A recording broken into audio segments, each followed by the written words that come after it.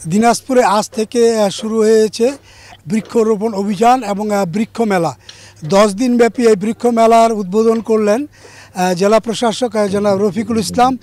10 দিনব্যাপী এই বৃক্ষ মেলায় ঐতিহাসিক গৌড় শহীদ ময়দানে এটি আয়োজনে রয়েছেন সামাজিক বন বিভাগ এবং জেলা প্রশাসন। আজকে দিনাজপুরে এই বৃক্ষ মেলার মধ্য দিয়ে প্রায় 8 লক্ষাধিক গাছ আপনার রোপণের কর্মসূচি সমাপ্ত করেছেন জেলা প্রশাসন এবং সামাজিক বন বিভাগের আওতায়। আপনার দিনাজপুরের 13টি উপজেলা, 103টি ইউনিয়ন এবং 9টি আপনার পৌরসভায় একযোগে এই বৃক্ষরোপণ কর্মসূচি এখানে করা হয়েছে এবং এই কর্মসূচির মধ্য দিয়ে সারা দিনাজপুরে একটা সবুজ বনায়নের মধ্য দিয়ে আপনার এই কর্মসূচি আপনার বাস্তবায়িত হতে চলেছে।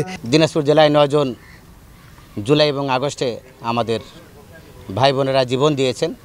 সেই 9 জন শহীদের আত্মার মাগফিরাত কামনা করে তাদের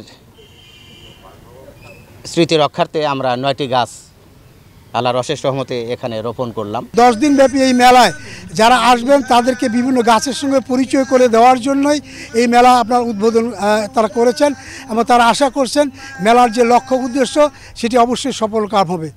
গোলাম নবী দুলাল, সময় সংবাদ, দিনাজপুর।